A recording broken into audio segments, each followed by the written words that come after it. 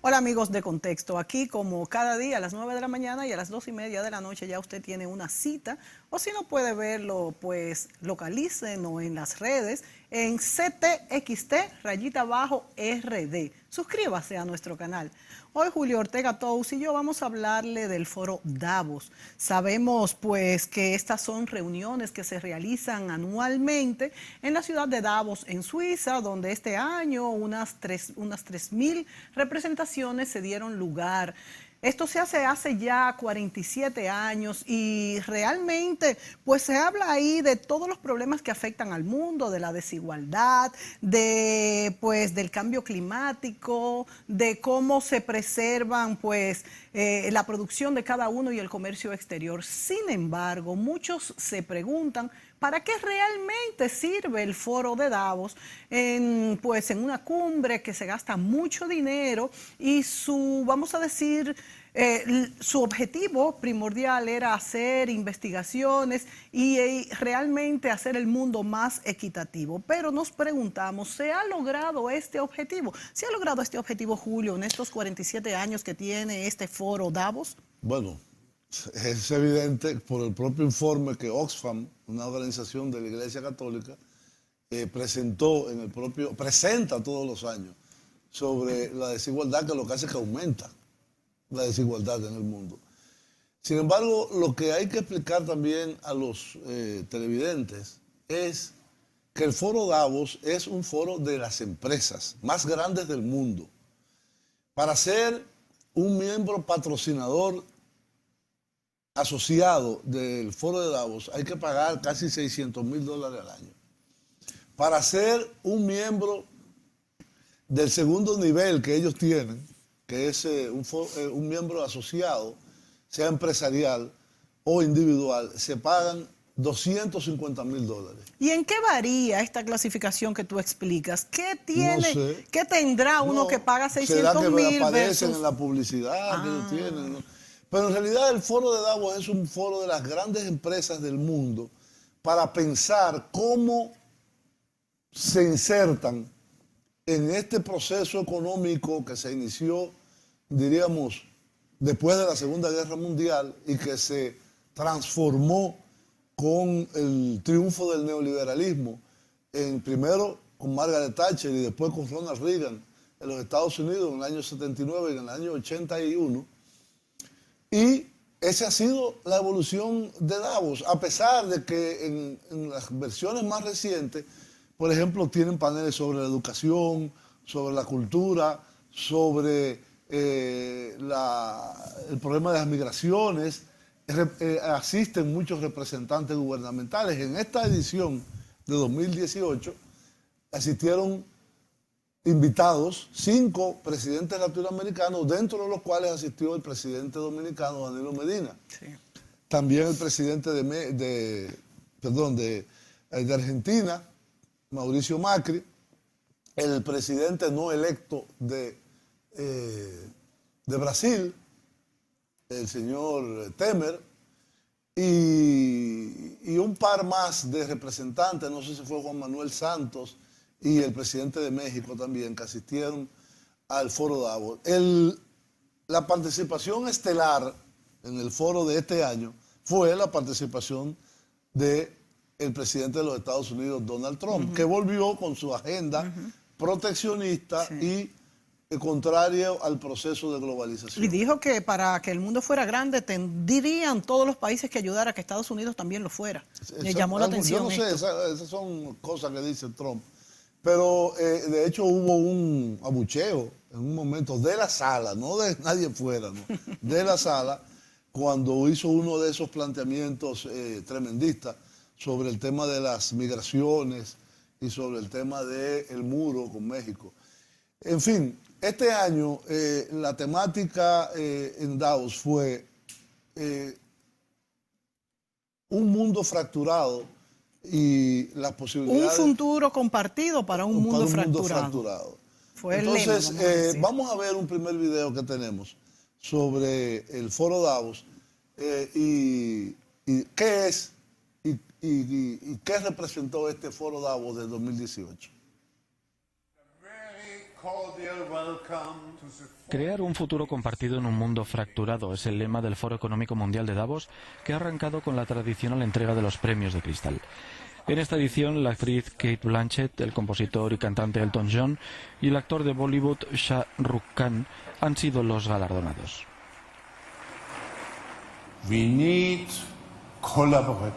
Necesitamos un esfuerzo de colaboración. Ninguna nación, ninguna persona, ningún grupo de interés por sí mismo puede abordar realmente la compleja agenda global de forma constructiva.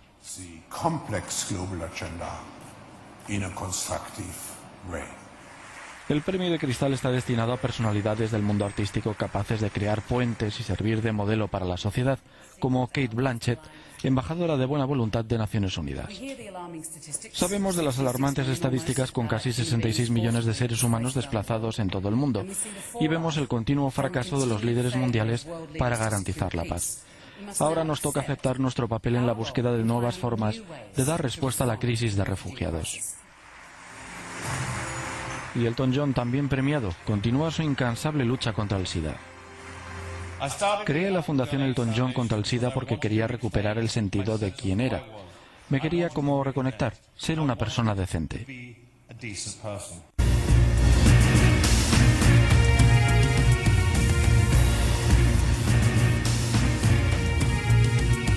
Esta reunión anual en Davos no es una conferencia normal.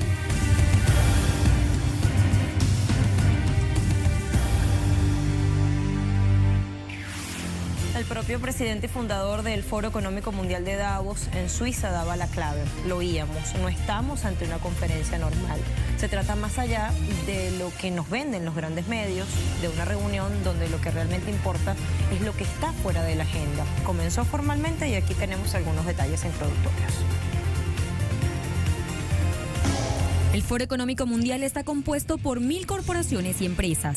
Entre ellas, las que organizan el evento son 200, conocidas como socios industriales, siendo tan solo 100 y solo 100 selectas corporaciones, los socios estratégicos, las corporaciones encargadas de marcar los objetivos anuales y generales para las 1.000 restantes y los más de 2.500 invitados que deben pagar entre $60.000 y $500.000 para asistir a la magna cita rodeada de excesos y lujos. Así las cosas, la mirada de la prensa luce centrada entre las pugnas por el nuevo orden mundial entre Estados Unidos y China, luego de las expectativas por el llamado proteccionismo de Donald Trump y las loas al libre comercio que convierte, según los medios internacionales, a Xi Jinping como el hombre de Davos, con la búsqueda de acuerdos que superen el TPP y fortalezcan la ambiciosa iniciativa de la Franja y la Ruta de China. Sin embargo, para nuestra región, esta reunión en Davos se convierte en otra amenaza para la integración y la soberanía de nuestros pueblos, al aprovecharse el encuentro por parte de Brasil y Argentina de insistir en las negociaciones para la firma del acuerdo de libre comercio entre Mercosur y la Unión Europea, aún en condiciones muy desiguales para la región. Entre tanto, los negocios y lobbies al margen del foro no paran. Un estudio encargado por el propio Foro Económico Mundial a la Universidad de Saint-Gallen permitió saber que la edición de 2015 generó un volumen de negocios adicional de cerca de 42 millones de euros en la economía de la zona de Davos y de más de 67 millones de euros en el resto de Suiza, que para nada fueron a parar a la resolución de los grandes problemas de la humanidad, mientras que 82% de la riqueza mundial generada en 2017 fue a manos del 1% más rico de la población mundial. Inequidad, consecuencia de un sistema injusto e improductivo de acumulación que no parece tener reversa ni en el corto ni en el mediano plazo.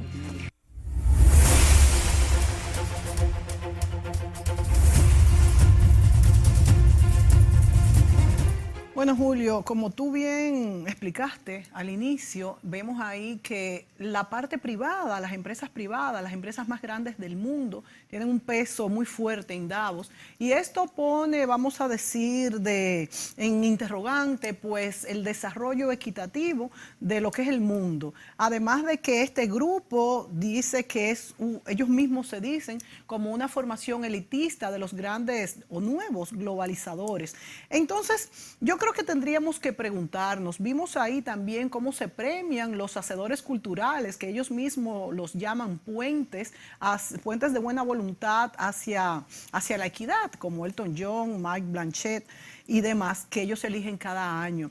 Entonces nos preguntaríamos, ¿qué tan difícil resulta que la humanidad realmente avance en estos foros en los que se gasta tanto dinero, en los que se hace tanto esfuerzo y se concentra tanta publicidad en que realmente el mundo avance hacia la equidad y no que las empresas privadas cada vez pues tengan mayor provecho de lo que es el consumo del mundo en una dirección, vamos a decir, errada, porque a nadie le convendría que el mundo se empobreciera cada día más, porque si del capitalismo salvaje, como algunos lo califican, hablamos, pues el capitalismo se nutre de lo que es el consumo y no sé hasta qué punto pues esto podría ser equitativo en cuanto a esta concentración de mucha gente que sí tratan, hay mucha gente que sí trata de que esto sea cierto y hay otros que simplemente quieren sacar provecho. O sea,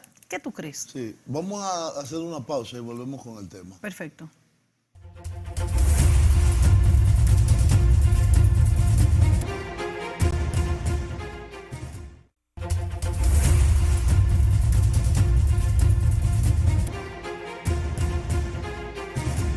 Muy bien, amigos, seguimos conversando, Mónica y yo, y viendo algunos elementos de la comunicación internacional sobre qué es el foro de Davos y qué fue este foro de Davos, que siempre se hace en enero, en una estación de esquí, donde hace mucho frío y hay mucha nieve, en Suiza, en la Suiza alemana.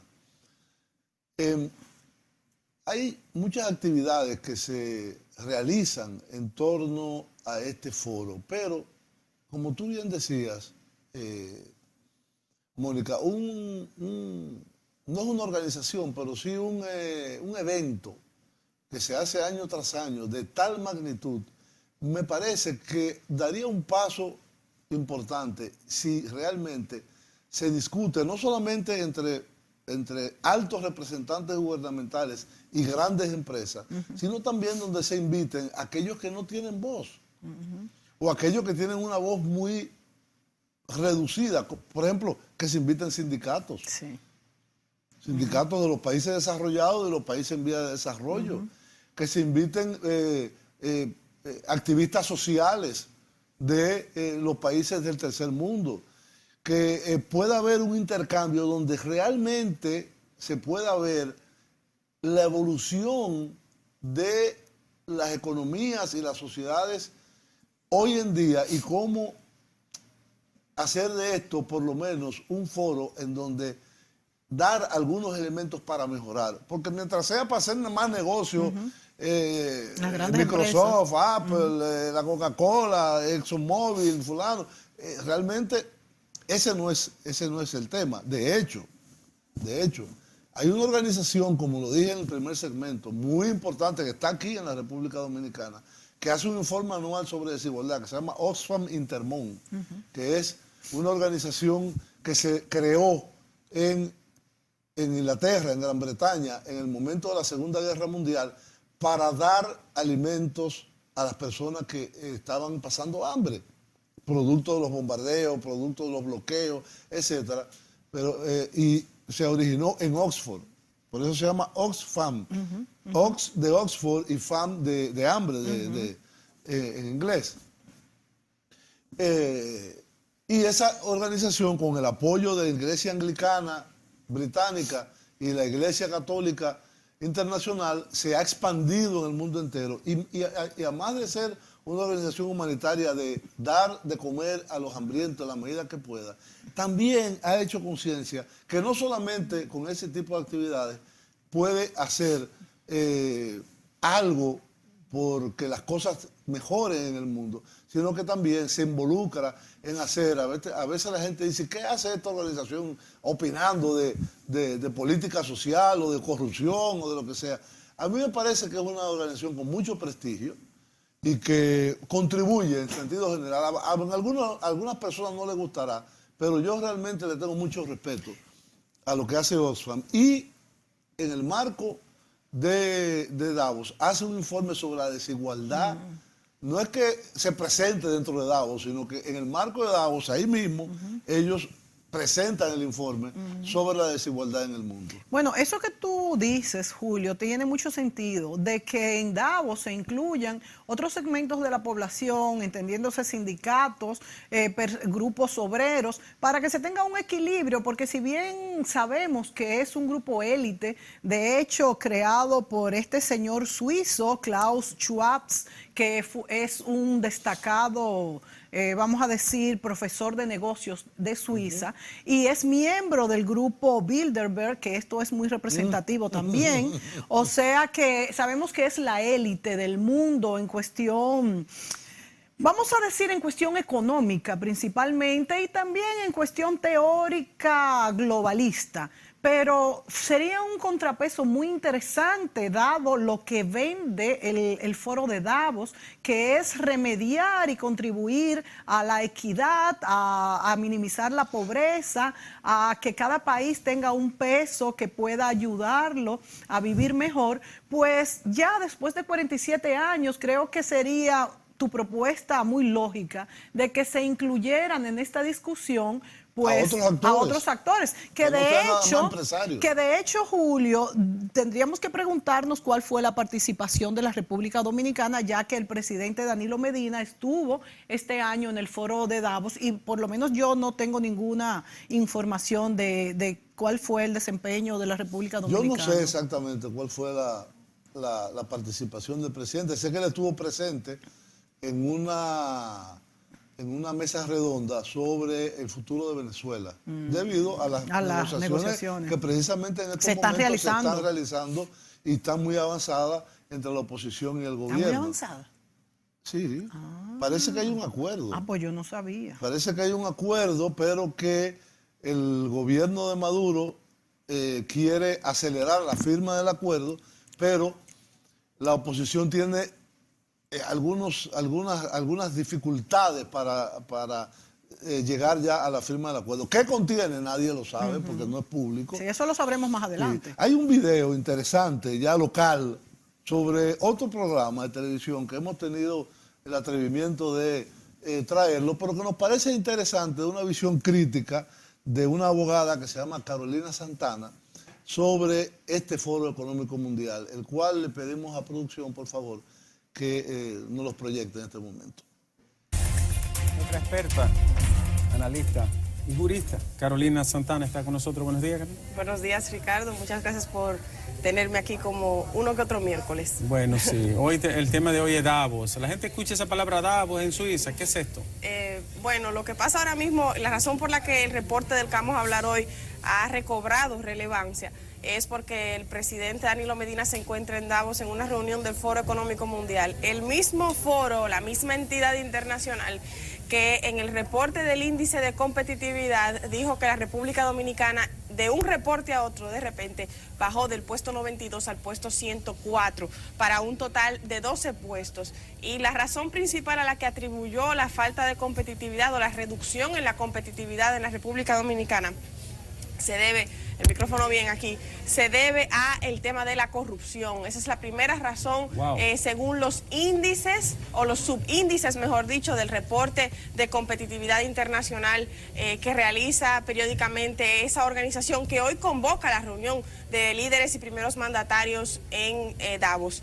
También la segunda razón, además de la corrupción, es el tema, en el caso de la República Dominicana, de la burocracia gubernamental ineficiente. ¿Y qué significa eso? ¿Te sorprende eso, Ricardo? No, a mí no me sorprende. Quiere decir que el gobierno en sus trámites no es ágil, no es efectivo. Que para usted sacar un papelito. Exactamente. Eso es una brega tremenda. Además de que tiene que pagar a veces por debajo. Exactamente. Entonces, como funciona el tema de este índice de competitividad, es que lo calculan, está el índice que te arroja un ranking, que ya sabemos que bajamos 12 puestos. Dentro de ese índice hay subíndices, incluyendo corrupción y eficiencia en la burocracia gubernamental, en los cuales quedamos muy mal parados, razones por las cuales bajamos esos 12 puestos en el ranking. Y luego hay lo que se llama pilares, y dentro de los pilares también nos fue mal a la República Dominicana. ¿Cuáles son los pilares? Por ejemplo, algunos, ¿no? Por ejemplo, dos en los que peor salimos. Sí. Innovación, que fue en el que peor salimos. O sea, innovación. Seguido de institucionalidad.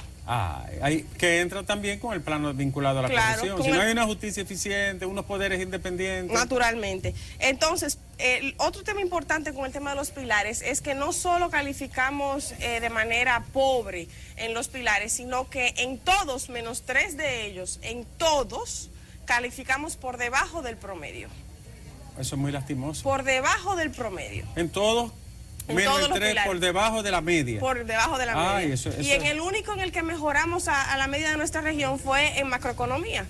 Sabemos porque el crecimiento económico excede el promedio latinoamericano. Pero salvo eso, en todos, menos los otros 2 que dimos ahí con el promedio, estuvimos por debajo. En palabras llanas, ¿qué significa competitividad? Para que la gente tenga una idea de cómo estamos mal en eso. Mira, el tema de la competitividad es multifactorial. La forma en la que República Dominicana puede competir en los negocios, en su oferta, que no solo sea turismo, que no solo sea ni turismo, pelota. Exactamente, internacionalmente depende de que estos índices, subíndices y pilares se fortalezcan. Un último tema, porque sé que hoy estamos cortitos de tiempo, que revela ese reporte, es que de los 21 componentes que, valga la redundancia, componen ese reporte, 17 de ellos presentaron una reducción del reporte anterior al reporte más reciente. Eso incluye, Ricardo, confianza en los políticos, incluye el componente de transparencia, el componente de el dispendio de fondos de manera irregular y también, naturalmente, el componente de sobornos a funcionarios y favoritismo en la aplicación de las decisiones gubernamentales. Increíble, el tema de la corrupción, la falta de institucionalidad, los sobornos que están vinculados a lo mismo, repercuten de que nosotros bajemos 12 puestos, no que bajemos un poquito, que bajemos 12 puestos. Gracias, Carolina, por ese apretado resumen tan interesante como siempre. Nosotros de aquí nos vamos con Altagracia, que cierra Enfoque Matinal por hoy.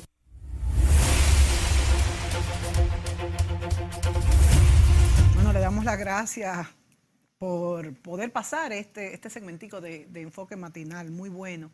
Y Julio, la verdad es que a mí me toma un poco de sorpresa algunos índices que se revelaron allí, como por ejemplo que estemos bajando en cuanto a innovación, en cuanto a institucionalidad y en cuanto a burocracia. Yo creía que estábamos mejorando, no en cuanto a corrupción. Sabemos que en cuanto a corrupción no hemos mejorado, lamentablemente.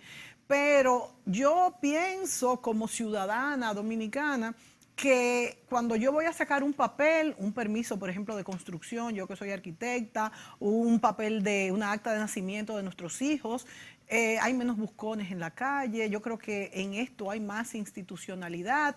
Y en cuanto a la innovación, el mismo Ministerio de Industria y Comercio tiene pues programas importantes en cuanto a la innovación. Y yo me pregunto entonces si estamos mucho más bajo que otros países de la región, si es que los demás países han evolucionado más rápidamente que nosotros en estos sentidos, que sería preocupante, porque querría decir que nos estamos quedando entonces muy atrás, versus a que estamos creciendo más económicamente en la región que la media de los países de Latinoamérica. Nos tenemos que ir a la pausa. Sí, regresamos en un momento.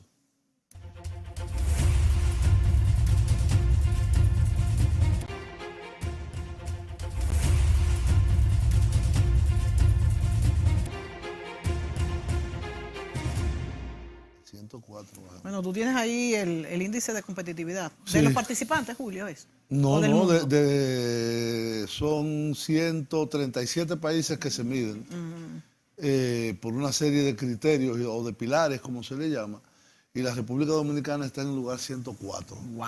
Lo cual realmente estamos, digamos, en el último tercio. Vamos y alrededor, antes y después, ¿quiénes están? Para tener una idea. Antes que nosotros, por ejemplo, están Bangladesh, antes, en el 99, Ecuador, Túnez, Honduras, Nicaragua, Argentina. Mejor que nosotros. Sí. ¡Wow! Ecuador, Honduras. Sri Lanka, Trinidad y Tobago, Brasil. ¡Wow! Pero estamos Uruguay, en un lugar muy bajo. Albania, Jamaica, Marruecos, Colombia, por mencionar de la región. ¡Wow! Panamá, que está en el lugar 50, ya eso está, digamos, mucho más alto. ¿Y por debajo entonces, Julio? Por debajo de nosotros, bueno, está el Líbano, Senegal, Wow. las Islas Seychelles, Etiopía, El Salvador, Cabo Verde, Ghana, Paraguay, Wow. Tanzania, Uganda, Pakistán, Camerún, Dios Gambia, mío. Guinea, casi todos los países africanos. Óyeme, Benín. Julio, pero estamos en un Haití, lugar, porque por eso quise Venezuela. ver quiénes están sobre y bajo nosotros. Realmente, mira, yo no creo que uno debe hacer política llevándose nada más de este tema, pero realmente es un llamado a la reflexión. Y evidentemente hay que ver cómo se hace ese índice. Claro. Es decir, ¿quién establece que estamos peor en corrupción, Sí, que estamos sí. mejor en economía? El de economía es un índice que está ahí, el número. Pero en institucionalidad, ¿cómo se Sí. mide institucionalidad? ¿Cómo Sí, se mide claro. transparencia? Es decir, hay una serie de elementos que no es por J la P, como dicen, sino por cuestionarme cómo se establece eso. Porque yo recuerdo, yo estuve muchos años trabajando en el Banco Central y después en el sector económico, en el sector público, y yo veía, por ejemplo, las clasificaciones del ranking económico para la deuda, es decir, AA, AAA, A, triple E, B, C. Entonces, yo me reuní con la gente de algunas de Moody's y de algunos de los clasificadores, y ellos mismos me decían, mira, estas cosas se trabajan. Se trabajan, pero fíjate también, Julio, Hay que que en el crear una 2008 unidad. todo esto se tambaleó, todas estas calificaciones de deuda. Sí, porque- inclusive Estados Unidos salió de triple Exacto, de ¿no? repente. De triple A pasó a doble A, pero aún así hay que ver Los cuáles son parámetros, por los supuesto. parámetros que se usan. Entonces, yo creo que este tipo de índices y de llamadas y de clasificaciones y de ranking son importantes tener, no sé si en el Ministerio de Economía o en el Ministerio de Hacienda probablemente con más razón, porque son los que llevan el crédito público.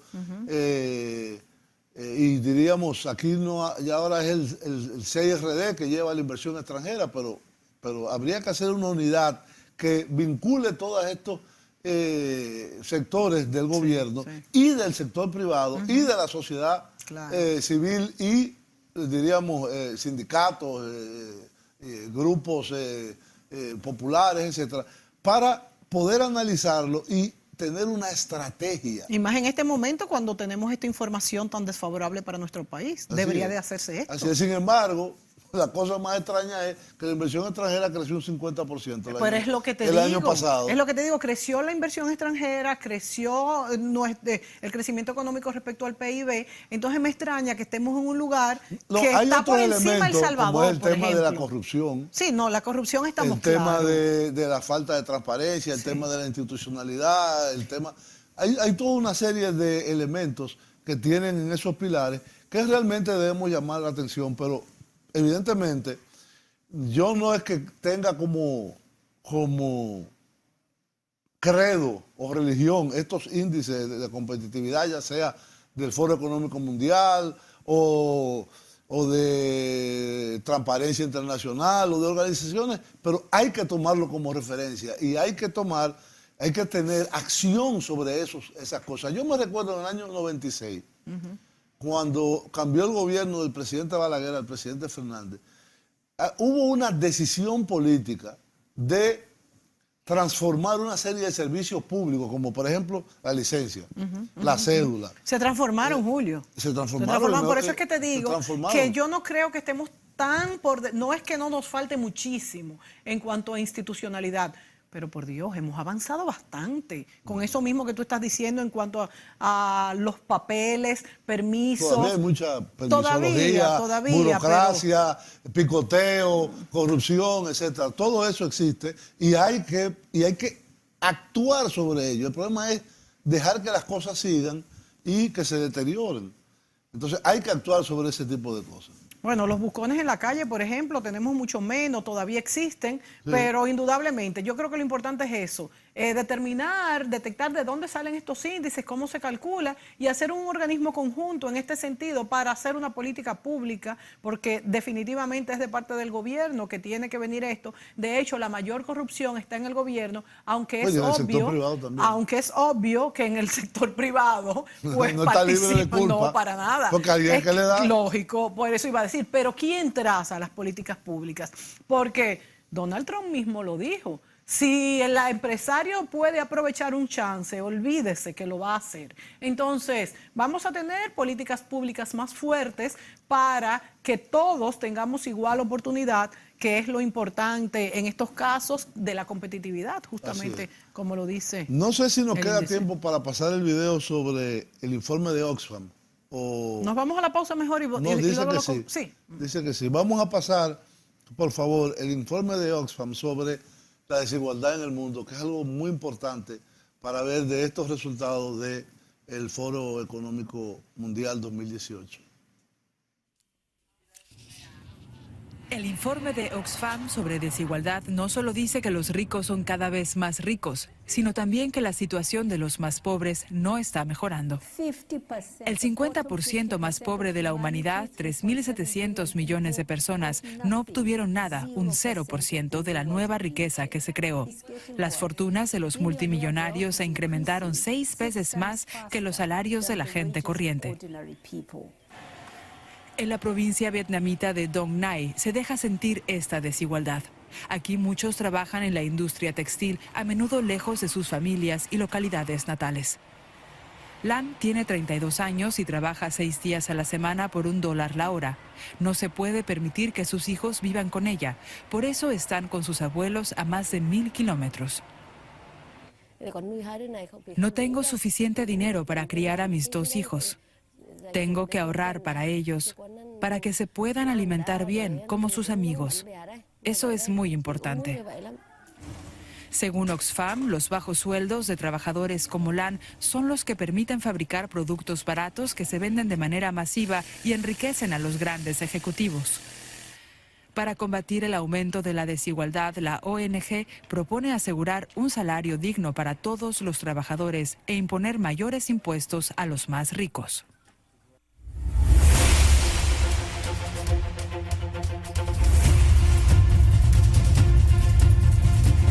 Muy bien, realmente era otro el video que queríamos pasar, pero esto nos da una referencia corta de la Deutsche Welle, la televisión alemana, y creo que el punto fundamental es que progresivamente, desde hace muchos años, la riqueza se sigue concentrando.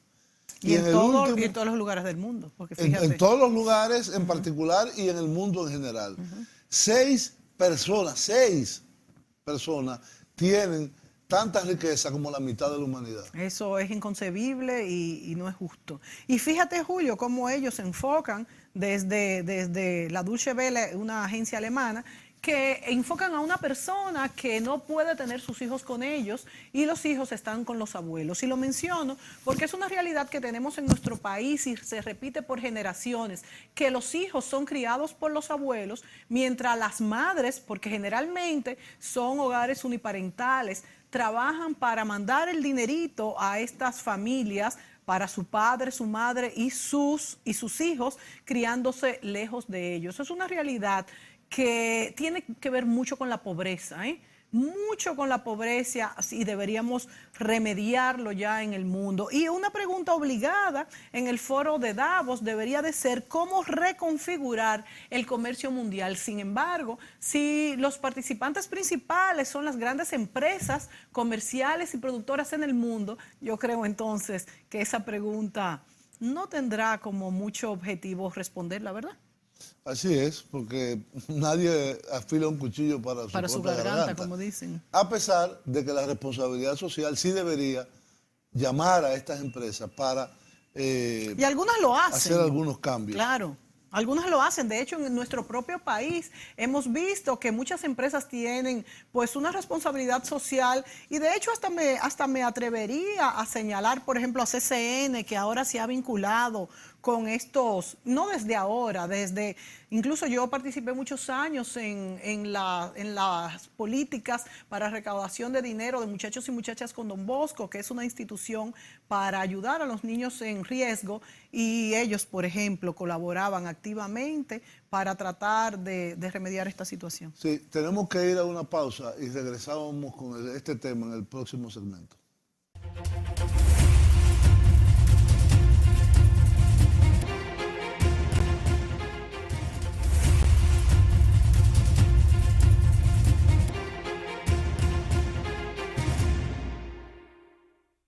Intermonosfan acaba de presentar su último informe sobre desigualdad, justo en el momento en que los líderes mundiales y económicos del planeta se reúnen en la ciudad suiza de Davos para replantearse de nuevo el futuro y presente del capitalismo.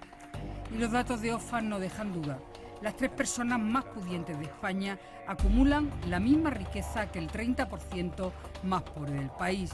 O lo que es lo mismo, la misma riqueza que 14.200.000 personas. No estamos hablando de riqueza, de pobreza, estamos hablando de grandes corporaciones que están manipulando el sistema en su favor, en contra de las necesidades de la gran mayoría. Estamos hablando de algo que nos afecta a todas.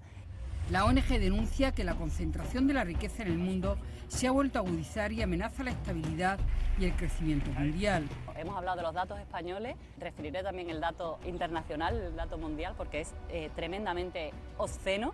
Solo 8 personas, y en concreto 8 hombres, acumulan lo mismo que la población del planeta. Nos habéis ido escuchando en los últimos años, coincidiendo con el foro de Davos, hacer este análisis. Empezamos hace 5 años diciendo que eran 388 personas, al año eran 85, al año fueron 62.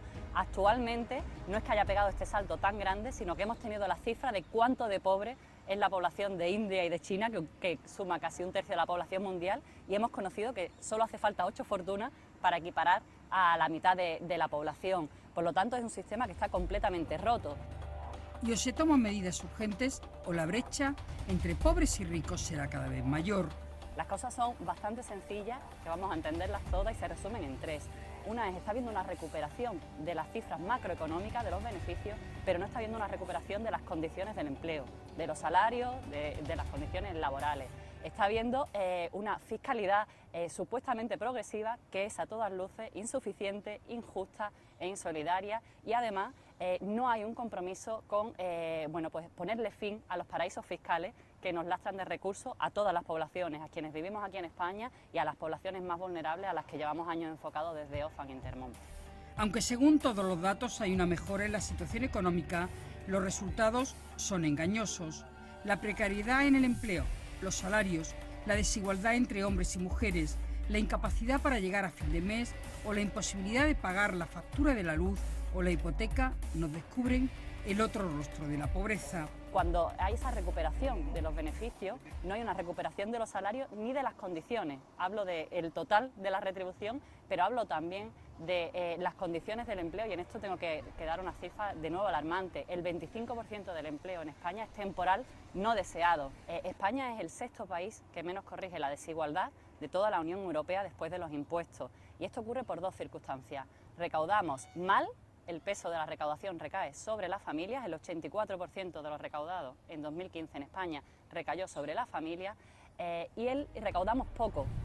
Y la solución pasa obligatoriamente por el reparto de la riqueza y la puesta en marcha de leyes que acaben con la evasión fiscal, los paraísos fiscales y la redistribución de los impuestos.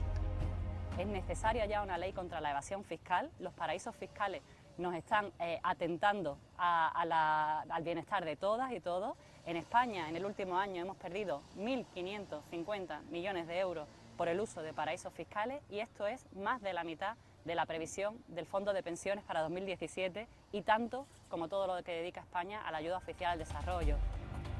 Oxfam recuerda que España es el 2º país de la Unión Europea, después de Chipre, donde más ha crecido la desigualdad de renta. El incremento de la desigualdad es 20 veces más que el promedio europeo. Las recetas para solucionar estas desigualdades están sobre la mesa. Cogerlas o no depende de los gobiernos. Insistimos en cuál es la receta porque es el origen del problema. Los salarios tienen que ser más altos y en esto España tiene que ser contundente. Pedimos que el salario mínimo interprofesional en esta legislatura alcance los 1.000 euros en 12 pagas. Hablamos también de la diferencia salarial, no entendemos una diferencia salarial mayor a 1,10, es decir, el salario medio y el salario alto no pueden tener más de esta diferencia. Nada explicaría lo que está ocurriendo a día de hoy. En el IBEX 35 los grandes directivos cobran 96 veces más que el salario medio. ¿Qué rentabilidad puede explicar esto? Y tampoco entendemos la brecha de género a la que apelamos a la responsabilidad del Gobierno para penalizar a aquellas empresas que permitan esta desigualdad.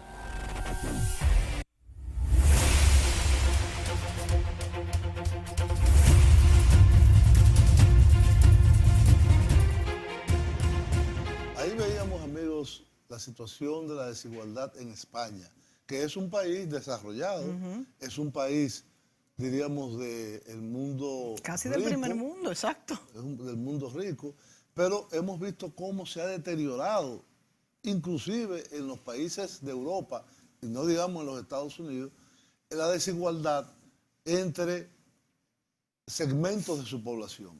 Y aquí hay un asunto que es necesario explicar. Cuando uno habla de que el producto creció, es importante. Cuando uno habla de que es necesaria una reforma fiscal, como dicen algunos periódicos hoy sobre las recomendaciones del Fondo Monetario Internacional para la República Dominicana, eso es importante también.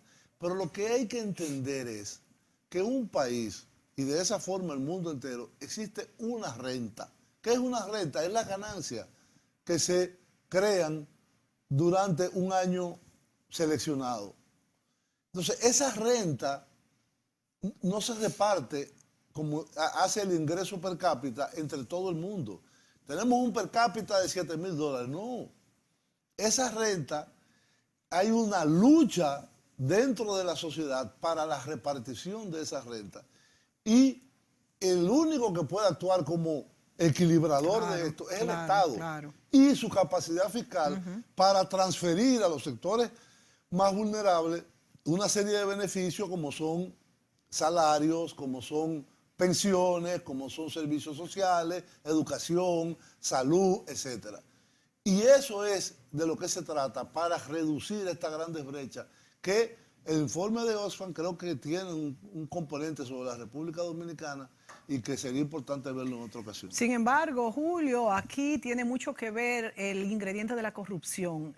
Cuando hablamos de que el Estado, y eso es totalmente cierto, es el único que está capacitado para repartir y redistribuir la riqueza, pues también no es menos cierto que los ciudadanos tenemos miedo en cuanto a esa gran corrupción que invade y arropa todos los organismos estatales dentro de nuestros países latinoamericanos. Eso, y por otro lado, pues también tenemos que señalar, en cuanto a lo que señala el informe, que estas pocas familias del mundo tienen pues la riqueza de lo que resolvería la vida de un tercio de la población. No, de la mitad.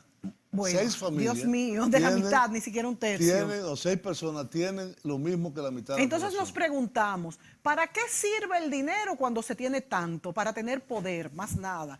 Pero ¿qué tanto poder se necesita para seguir teniendo dinero? Y otro punto a reflexionar es que muy pocas veces se dice, pero hay personas, hay grupos que creen que las personas que no tienen una educación, vamos a decir, media, pues equivalen a lo mismo que un grupo de salvajes. Y si tienen esta apreciación, es justamente porque la vida no ha sido justa y ellos no han alcanzado un desarrollo mínimo que todo el ser humano merece, ¿verdad? Tendríamos que tener más tiempo para desarrollar estos conceptos, pero yo creo que estamos claros en esto, ¿verdad, Julio? Así es, y hemos llegado al final del programa y volveremos mañana. Con otro tema, los esperamos.